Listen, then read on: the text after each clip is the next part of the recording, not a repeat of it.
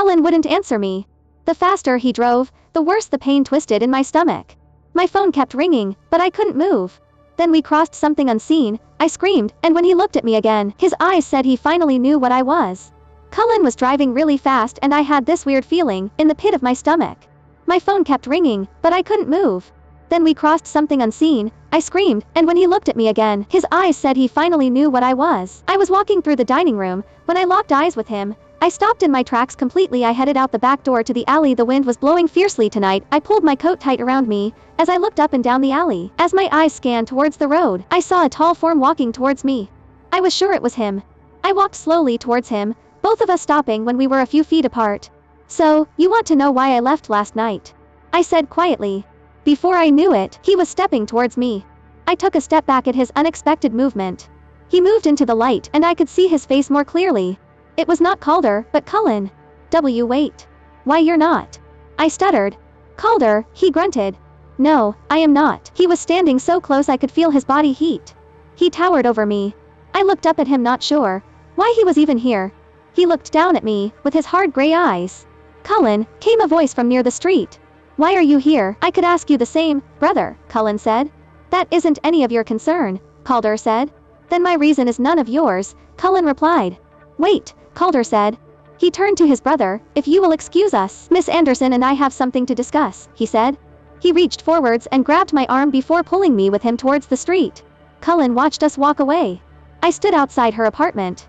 He emerged from the front door of the building, smiling. He came down the steps and then finally saw me.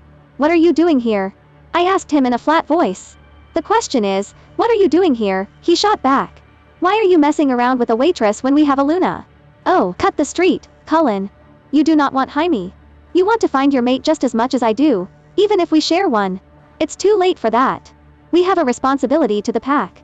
Just don't get attached," I said before turning away from him. "I am not dumb, Cullen. She has caught your attention too, even if you want to ignore it," he said. "You know there is something different about her. You have been sneaking out to watch her, haven't you? If you are not going to accept her, then you should leave us alone." I stare at the file on my desk. Her picture is clipped to the front of it. I cannot get the girl off my mind. There is something about her that is just different. My wolf wants to know, what makes her different, why she smells like nothing. "They accepted your offer," Gentry said, tossing a folder onto my desk. "I do feel like I should say, there are much easier ways to talk to a girl than to buy the diner she works at, or it employs a pretty little brown-haired waitress that you are secretly stalking," he said with a smirk. "Look, Jaime might not care enough to pay attention to what you are doing, but I am your best friend. I know what you're doing, but I just think you are going about it in a weird way. It's none of your concern, Gentry. Do you need anything else?" "Yay, here," he said, passing me a small note. "If you cracked open that file you have this, but I don't think you have yet. I know deep down you won't. But Calder already has it, so I am going to even the playing field here." He gave me her phone number. As I unlocked my door, my phone rang. I looked at my phone, but did not recognize the number on the caller ID. "Hello." I answered. "Good evening," a deep voice said. Who is this?" I asked. "Cullen Carlyle. Is this Remi?" "Oh, yes. But how?" "I got your phone number from Gentry," he said. His voice was gruff. "Okay. How can I help you? Are you busy right now?" I was about to make some dinner and take care of some chores. "Did you, need something?" I asked finally. "Wait, I want to show you something." "You want to show me something? Like now?" "Tonight preferably. It's just, I won't be mentioning this to Calder. I don't care what you do with my brother." "Oh, sure, I guess. When?" "I will pick you up at 9 o'clock. I parked along the curb outside of her building. I walked into her building and up the stairs. When I got to her door, I did not hesitate to knock. I heard soft padding coming towards the door. "Can I help?" she started to say as she opened the door, and her eyes landed on me. Her eyes got impossibly wide. What are you?" "It is 9 o'clock, I said. "Yay, but how did you know which apartment was mine? Are you ready?" She turned around, walked over to her bed and pulled on a pair of shoes. Once she pulled her shoes on, she picked up a coat from her bed and pulled it on before turning around. We walked in silence outside to the car. When we got there, I held the door open for her, and she sat down inside. I started the car and pulled into the road. I made my way to the highway that led out of town. "Where are we going?" she asked quietly. I continued to speed down the highway towards the boundary. "Cullen," she whispered. I stepped on the gas pedal, pushing my car faster. "Cullen, where are you taking me?" she whispered. I could hear some fear in her voice now. Please slow down, she said. I looked at her again, and her face scrunched up like she was in pain. Cullen, please, her voice was almost a whimper. She leaned forward, doubling herself over. Ah, she cried softly. What's wrong? I asked. I sped through the boundary and she let out a strangled scream. I slammed on the brakes, bringing the car to a halt on the other side, the supernatural realm. I turned to her in the passenger seat, and she was panting with tears coming from her eyes. Are you okay? I asked. She turned her head towards me, and her scent smacked me in the face. I inhaled deeply. Wolf, I said, and my wolf screamed, mate, at me. I was instantly out of the car and around to her door. I threw it open and pulled her from the car. A growl tore through my chest. Explain, now, I said.